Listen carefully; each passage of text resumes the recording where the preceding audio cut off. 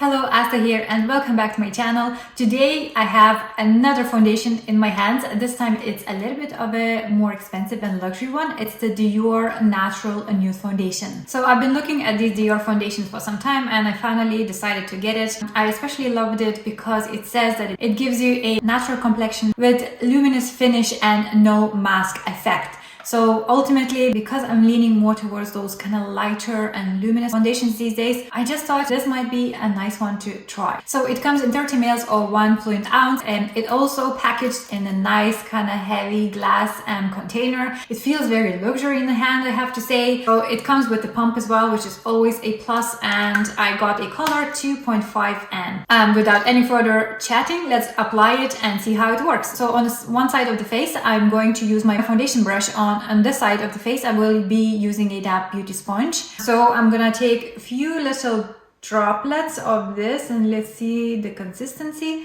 It's kind of nice. It's not too runny. It's like your normal kind of foundation consistency. I'm gonna use my fingers to dab that on.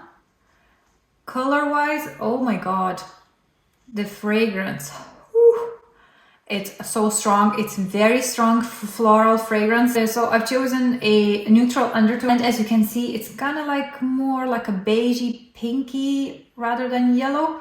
Not mad about the color choice anyways. So let's try to blend this out with the foundation brush. So in my T-zone, I have a little bit of Urban Decay All Nighter Primer as always. I use that to test my foundations, and I don't have anything else. As you can see, I have a little blemish here on the side, so we'll see how that is working to cover that up. Blends out really easily. Can you see how beautiful and natural that finish becomes using a brush? Beautiful. It doesn't have a lot of coverage. I suppose that's why it's called like a no mask effect. But yeah, the only thing that really annoys me is this fragrance. Why do brands still put fragrance in the foundation these days? It's just horrible. So I previously had Dior foundation. I think it was one of the full coverage ones. It didn't work for me. I didn't like it again. Now that I smelled this, I remember that the other foundation actually had the same floral smell. So this foundation actually is infused with 3 different flower extracts. Maybe that's where the strong fragrance comes in because of the ingredients of the flowers. So it has like a 96% of natural ingredients in it, like skincare ingredients that are beneficial to your skin. It also claims to be dermatologically tested, suitable for all skin types and even sensitive skin. Okay, so I have one side applied. Can you see how very supernatural that looks? It definitely evens out the skin tone for sure. I think it's kind of drying now as well. So when I first applied it, it felt kind of like more watery, liquidy, like really I felt it on my skin. But now after a few minutes, it kind of starts to really sink into my skin. Doesn't have an amazing amount of coverage because I can still see my blemishes, but I mean, it's not claiming to be a full coverage foundation anyways. Okay, now for the other side, I'm gonna use my damp beauty sponge to apply that. So I'm taking another bit of that, another one pump, and I will do the same. Gonna just dab that on with my finger. Now another thing, which is like a little disadvantage, I suppose, is that it only comes in 17 shades. I mean, these days, foundation to come in 17 shades is like not good.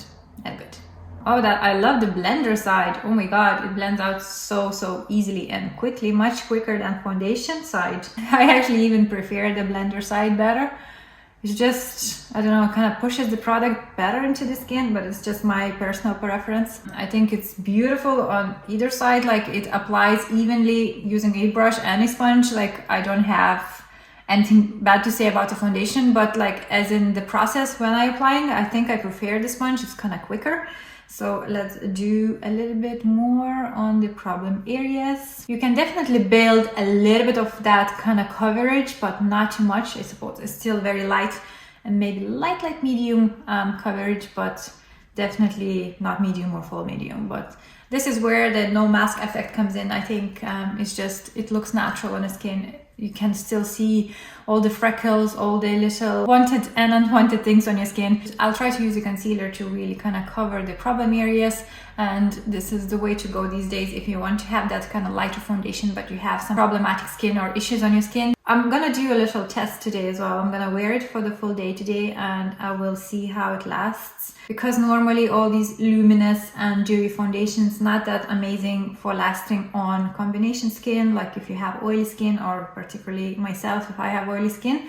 All these ones that claim to be very luminous and dewy, they rarely ever last. Okay, so full face applied, let's inspect it a little bit better. It definitely looks very kind of nice and luminous and dewy on the skin. And this side is actually nearly touch proof, but I can still feel a little bit of tackiness going on. Overall, looks very skin-like, very comfortable on skin. I can still smell that fragrance a little bit now, but hopefully it will fade away after a while.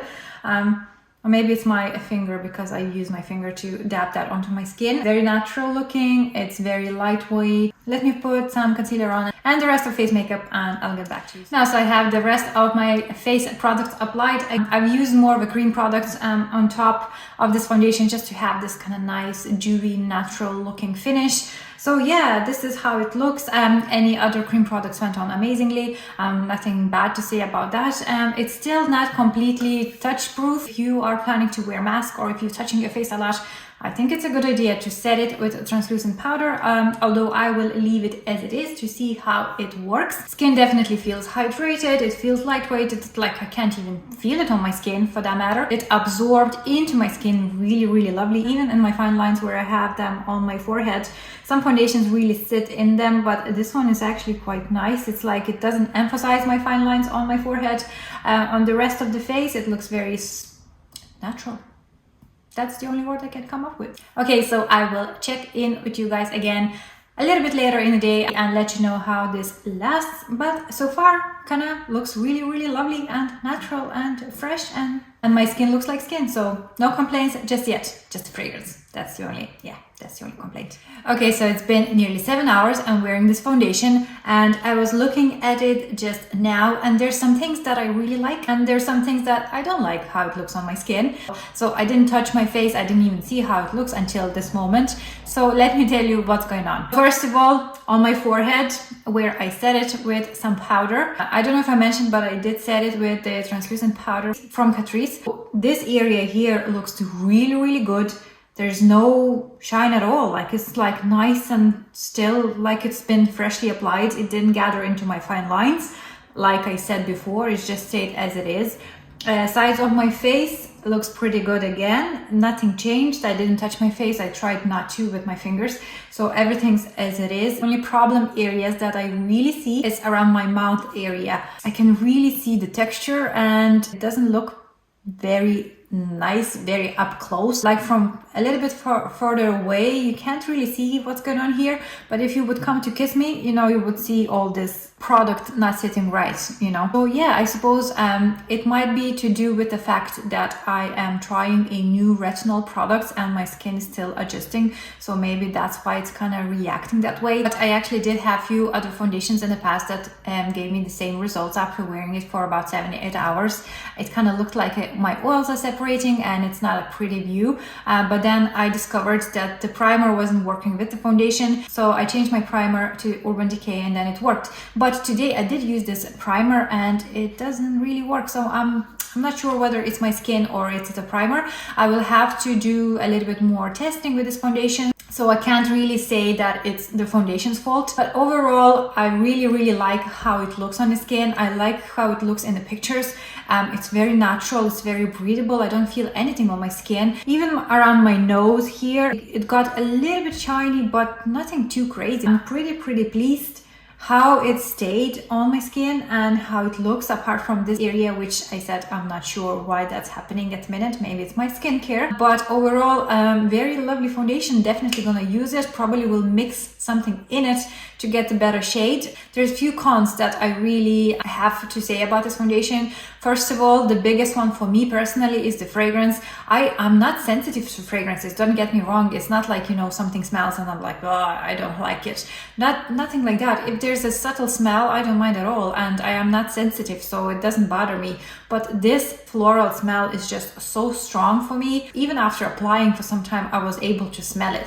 So this is the biggest con for me from this foundation. Also, it's not your very affordable foundation. As you know, Dior is like a luxury brand. This foundation was 43 euro on feelunique.com website. I don't think it would be my everyday foundation to use because of that price point, but I think I would definitely use it for that special occasion. Another thing that I did enjoy was this neutral undertone that it says it's 2.5N, which stands for neutral, and this neutral shade is kind of more of a peachy, kind of beigey. I don't know, it's just such a unusual undertone. I suppose if you are someone neutral, maybe it's better to go warm like W letter rather than neutral N, unless you have that kind of like a peachy undertone, then it's fine.